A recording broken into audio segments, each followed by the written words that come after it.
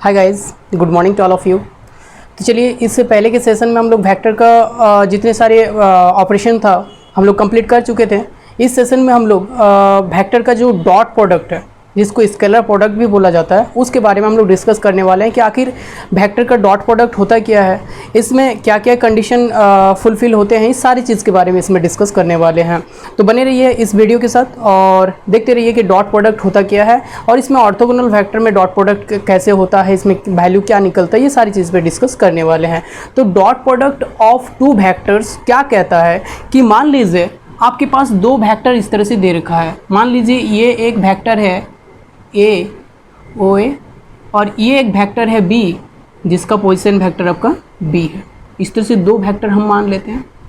यहाँ पे एक चीज़ और मान लेते हैं कि इसके बीच जो बनने वाला एंगल है वो कितना है, थीटा है। कितना है, थीटा है। अगर हम मान लेते हैं कि ए एक पॉइंट है जिसका पोजीशन वेक्टर ए है, बी एक पॉइंट है जिसका पोजीशन वेक्टर बी है और उसके बीच का एंगल थीटा है, तो यहाँ पे हम लोग क्या कह सकते हैं कि dot product of A and B, A and B is denoted by A dot B. इसको किससे डिनोट किया जाता है, A dot B, and which is equal to mod of A into mod of B cos of theta. गौर से देखिएगा कि अगर आपके पास दो वेक्टर दिया हुआ है ए और बी और दोनों के बीच बनने वाले एंगल जो है अगर थीटा हो, तो हम लोग उसका डॉट प्रोडक्ट को ऐसे दर्शा सकते हैं कि a dot b is equal to mod of A into mod of b into cos theta, जहाँ थीटा क्या है, दोनों वेक्टर के बीच बनने वाली एंगल है। अब यहाँ से बहुत सारी चीज़ निकल के आती है कि अगर मान लेते हैं कि मॉड ऑफ ए का वैल्यू अगर ए है और मॉड ऑफ बी का वैल्यू अगर बी है, तो हम लोग यहाँ से लिख सकते हैं इससे कि a dot b is equal to a b cos theta. तो यहाँ पे जो देख रहे हैं ये जो क्वांटिटी है, ए क्या है, एक स्केलर है, बी क्या है, स्केलर है, और कॉस थीटा क्या है, ऑल्सो स्केलर है। थीटा के किसी भी वैल्यू के मान के लिए यहाँ पे एक स्केलर क्वांटिटी मिलेगा। इसको डॉट प्रोडक्ट या स्केलर प्रोडक्ट इसलिए बोला जाता है क्योंकि यहाँ पे दो वेक्टर को जब आपस में मल्टीप्लाई किया जा रहा है, प्रोडक्ट किया जा रहा है, तो उसका जो रिजल्ट हमको मिल रहा है वो रिजल्ट क्या मिल रहा है, एक स्केलर क्वांटिटी मिल रहा है, न कि वेक्टर क्वांटिटी। ये स्केलर क्वांटिटी आ रहा है, बस इसी वजह से इसको डॉट प्रोडक्ट या स्केलर प्रोडक्ट बोला जाता है।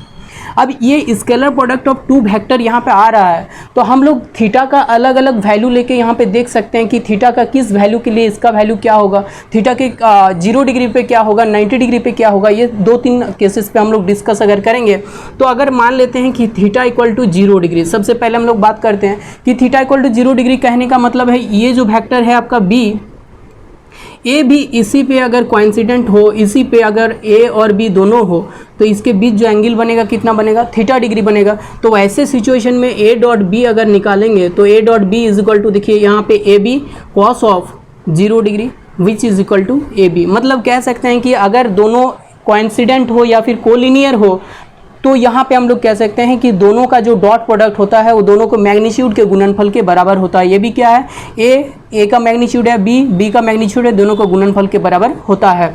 अब थीटा इक्वल टू अगर 90 डिग्री लेते हैं, तो थीटा इक्वल टू 90 डिग्री लेने से ए डॉट बी निकालने पर यहाँ पे हो जाएगा ए बी, और कॉस ऑफ 90 डिग्री का वैल्यू हो जाता है 0, तो विच इज इक्वल टू 0। तो हम लोग कह सकते हैं कि अगर दो इस तरह से वेक्टर दिया हुआ है कि दोनों का जो आपका ये ए है और ये बी है, दोनों का जो वेक्टर के बीच बनने वाला एंगल अगर 90 डिग्री हो, तो हम लोग कह सकते हैं कि इसका डॉट प्रोडक्ट ऑलवेज 0 होता है। तो क्वेश्चन में आपको एक्सरसाइज में इस तरह का क्वेश्चन मिल जाएगा कि दो वेक्टर दिया हुआ है जिसका डॉट प्रोडक्ट बोला गया है कि दोनों ऑर्थोगोनल है, तो फाइंड द वैल्यू ऑफ ए। इसमें से किसी एक वेक्टर का ए आपको फाइंड करना है, तो इस तरह के क्वेश्चन आपको देखने को मिल जाएगा। तो इसका प्रॉब्लम में जब आएंगे तो हम लोग डिस्कस करेंगे। अभी इसका थ्योरी पोर्शन को कंप्लीट करने का कोशिश करते हैं।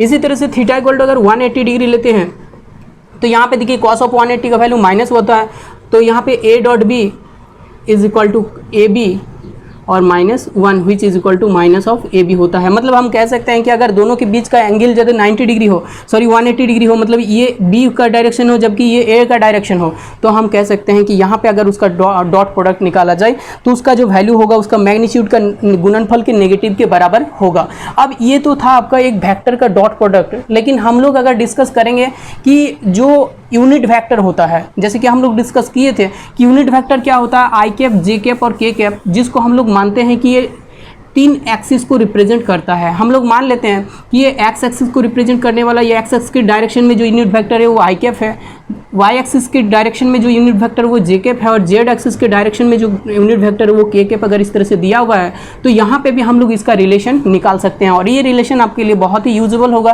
क्योंकि ये सारा रिलेशन आपका एक्सरसाइज में बहुत ज़्यादा यूज़ होगा। आपको वहाँ समझ में नहीं आएगा कि आई डॉट जे कैप निकाला है, जे डॉट के कैप निकाला है, के डॉट आई कैप निकाला है, लेकिन उसका वैल्यू कैसे आ रहा है। तो देखिए यहाँ पे आई डॉट जे अगर निकालेंगे, आई कैप डॉट जे कैप, ध्यान से देखिए, तो यहाँ पे आई कैप डॉट जे कैप निकालेंगे तो दोनों के बीच का एंगल हम बोले थे कि ये ऑर्थोगोनल है, तीनों एक दूसरे पे परपेंडिकुलर है। ये 3D फिगर है, इसको चूंकि बोर्ड पे दिखाएं इसीलिए ये इस तरह से दिख रहा है, ये आखिर इस तरह से है, मतलब तीनों एक दूसरे पे आपका 90 डिग्री एंगल क्रिएट करता है। तो इसको जैसे हम लेंगे तो यहाँ पे mod of I into mod of J into cos of कितना डिग्री हो जाएगा, 90 डिग्री हो जाएगा, क्योंकि किसी भी दो आपका यहाँ पे यूनिट वेक्टर ले लीजिए, दोनों के बीच बनने वाली जो एंगल है वो कितना डिग्री है, 90 डिग्री है। तो यहाँ पे हम लोग कह सकते हैं कि इसका भी वैल्यू 1 होता है, यूनिट वेक्टर है। और यूनिट वेक्टर का डेफिनेशन क्या होता है कि कोई वेक्टर का अगर मॉड निकाले तो मॉड कितना आता है, 1 आता है, तो उसको यूनिट वेक्टर कहते हैं। तो इसका भी वैल्यू 1, इसका भी वैल्यू 1, और इसका वैल्यू आपका जाके कॉस 90 डिग्री का 1। तो यहाँ पे हम लोग देख सकते हैं कि अगर किसी दो ऑर्थोगोनल यूनिट वेक्टर का हम लोग क्या निकालें, डॉट प्रोडक्ट निकाले, तो उसका जो वैल्यू आता है वो 1 के बराबर आता है। इसी तरह से जे डॉट के का भी वैल्यू सिमिलरली हम लोग लिख सकते हैं, j dot k is equal to k dot i is equal to also 1। मतलब किसी भी दो का अगर डॉट प्रोडक्ट निकालते हैं तो यहाँ पे वैल्यू जो आएगा वो बराबर 1 के बराबर आएगा। लेकिन अगर आई डॉट आई निकाला जाए, आई डॉट आई, तो यहाँ से देखिए आई डॉट आई मतलब mod of I into mod of I cos of कितना डिग्री, 0 डिग्री, सॉरी यहाँ पे 0 हो जाएगा, क्योंकि 90 डिग्री का वैल्यू 0 होता है, तो ये फाइनली 0 हो जाएगा, यहाँ पे भी 0 हो जाएगा। यहाँ पे कॉस ऑफ 0 डिग्री का वैल्यू कितना होता है, 1 होता है, तो इसमें हम लोग लिख सकते हैं 1 इंटू 1, और कॉस ऑफ 0 डिग्री का वैल्यू कितना होता है, यहाँ पे 1, मतलब ये फाइनली कितना हो जाता है 1। मतलब किसी भी दो वेक्टर को जब आपस में गुना करते हैं, डॉट प्रोडक्ट करते हैं, तो उसका जो रिजल्ट आता है वो 1 के बराबर आता है। इसी तरह जे डॉट जे, के डॉट के, किसी का भी वैल्यू निकाल लीजिए, वो किसके बराबर आएगा, 1 के बराबर आएगा। अब यहाँ पे एक बात आती है कि ये जो स्केलर प्रोडक्ट है ये किस किस लॉ को होल्ड करता है, किस किस लॉ को होल्ड करता है। मतलब कहने का मतलब जैसे कि हम लोग देखे थे एडिटिव में आपका कॉम्यूटेटिव लॉ होल्ड करता है, एसोसिएटिव लॉ होल्ड करता है। तो इसमें हम लोग कॉम्यूटेटिव लॉ पे अगर बात करें तो देखिए कॉम्यूटेटिव लॉ होता क्या है, कॉम्यूटेटिव लॉ होता है कि ए डॉट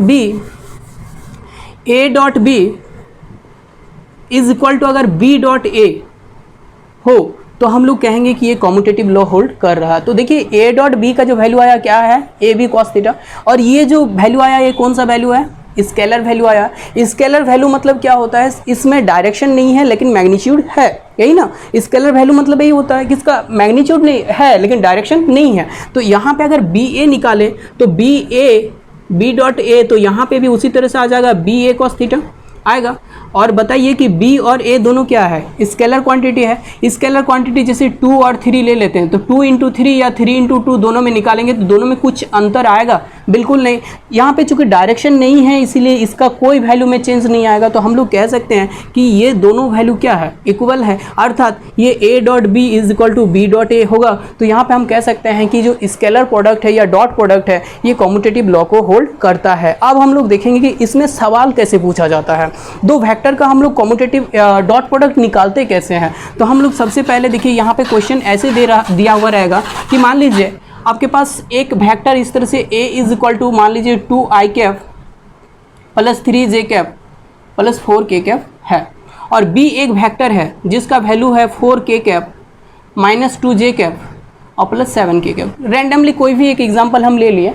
तो यहाँ पे अगर a डॉट बी आपको निकालने के लिए कह दिया जाए, a डॉट बी अगर निकालने के लिए कह दिया जाए तो हम लोग सबसे पहले तो a का वैल्यू को यहाँ पे पुट अप करेंगे। तो 2 I cap plus 3 of J cap plus 4 of K cap dot यहाँ पे 4 I K cap I cap इसको I cap 4 I cap minus 2 of J cap plus 7 of K cap, ऐसे लिखेंगे।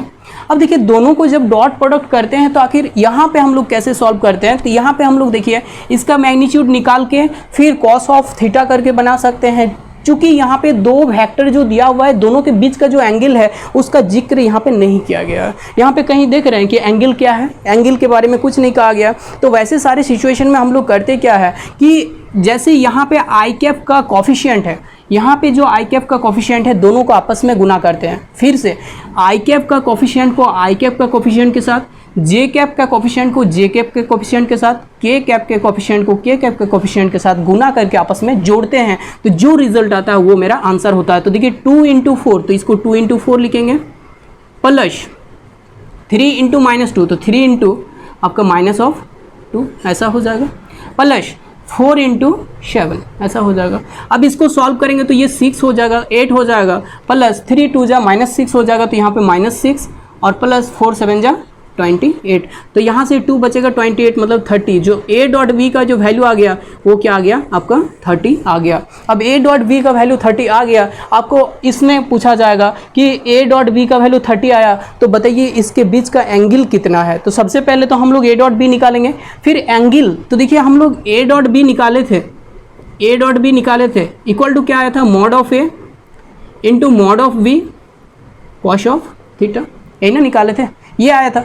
चूंकि यहाँ पे a डॉट बी का value दिया हुआ है कितना 30, तो यहाँ पे हम इसके वैल्यू 30 पुट कर सकते हैं, और 30 पुट करने के बाद यहाँ पे a dot b mod of a, अच्छा यहाँ से मॉड ऑफ a नहीं निकाल सकते हैं। मॉड ऑफ a के लिए बोले थे कि अगर आपके पास x आई कैप प्लस y जे कैप प्लस z के कैप इस तरह से दिया हुआ है, a इज इक्वल टू मान लीजिए, तो mod of a is equal to root under of x square plus y square plus z square, इस तरह से होता है, हम लोग जानते हैं। तो यहाँ से दोनों का मॉड निकाल सकते हैं, तो 30 बटे mod of a into mod of b is equal to हम लोग लिख सकते हैं कॉस ऑफ थीटा, लिखा जा सकता है। यहाँ से थीटा अगर निकालेंगे तो theta is equal to cos of inverse, यहाँ पे हो जाएगा 30 बटे mod of a into mod of b।